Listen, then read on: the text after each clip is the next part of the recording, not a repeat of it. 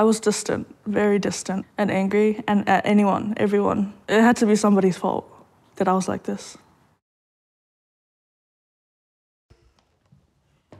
My name is Mekaylar, and I'm a psychology and international studies major. I think it's important for people like me to have a voice because I feel like we are overrepresented in mental health statistics and not many people talk about it. My life growing up was quite unique. I'm a first-generation New Zealander.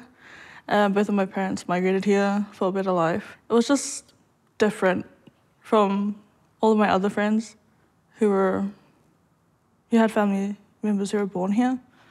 It was kind of like there was this pressure to succeed more than usual. There was just a lot of us and so much chaos. Yeah, there was just a lot of pressure. School was quite complicated.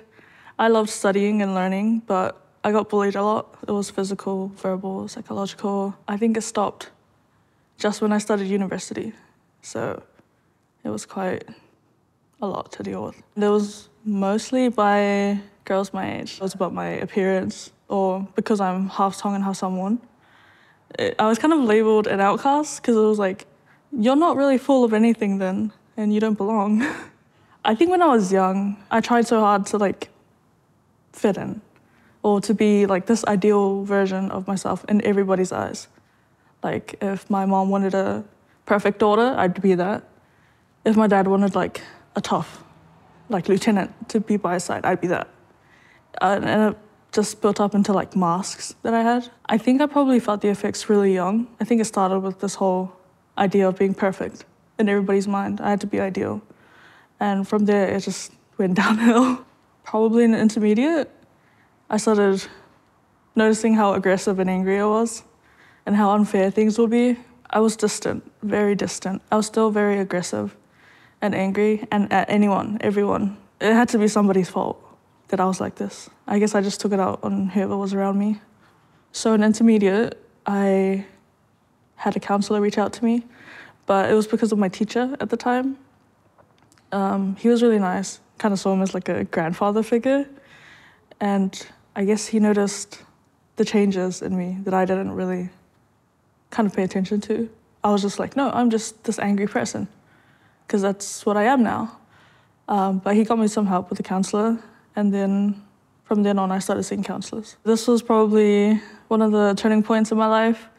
It was year 9, and I was getting bullied by all of my peers, and it started with somebody that I was very close to. And I guess it led to me trying to protect myself against a group of girls. Instead of being suspended or anything, my high school decided to exempt me to get mental health assistance. And on top of that, there were, I guess, other kind of issues that I had from past sexual trauma that was just lingering, and yeah. So I had to see an ACC counselor for that. I think year 10, I met my best friend, who I didn't know was my best friend, or would be my best friend. She was just kind of hard to get rid of. She would follow me everywhere, where are you going? What are you doing? And I don't know, I just became really safe around her. And I think she's the first person I ever told my story to. And I think she was kind of what the heck?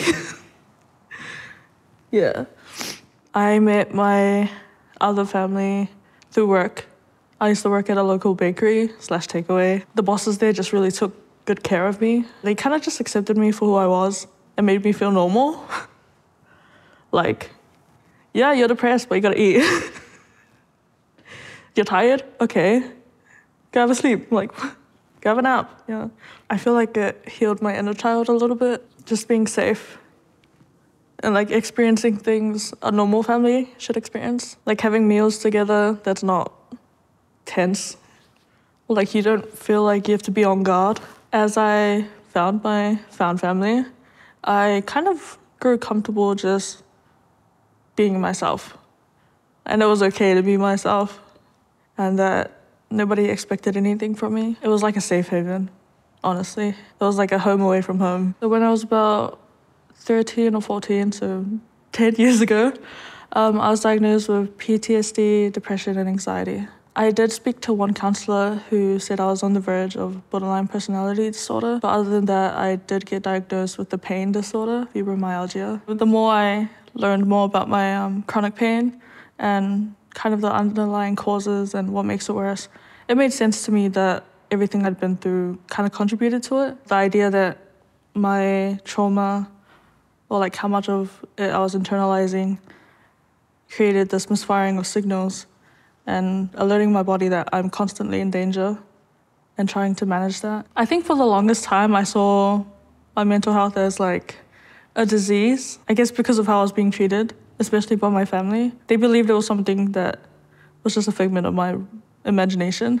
It wasn't something that you could like diagnose or deal with physically. For the longest time I was just like, why am I like this?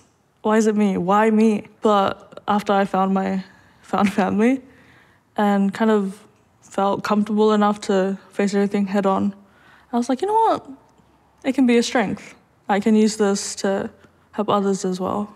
I try to practice mindfulness if I'm just having a really bad day. I just like to flop on the bed, nice and comfy, and then just be mindful. List what I'm feeling, what's around me, what I can see. Other ways I like to just cool down. Take a cold shower, chuck some ice packs on me, just relax. I'd say to treat it like a car ride. It's a journey. You don't always get to stop by and see the flowers. Sometimes you miss some of the like really beautiful views. So just see it as a journey, like a car ride, yeah. Just speak up and be proud, loud and proud. I encourage you to speak up because you know, we spend so much time thinking on overthinking details all the time. Sometimes we just need to say it and talk about it. There's nothing wrong with you. And you'll find your place eventually. It just takes some time. This is to anybody who's struggling. You can either be your best friend or your worst enemy. And I'd say be your best friend. Because at the end of the day, it's just you. You have to pick yourself up. My name is Mekaylar, and I'm a voice of hope.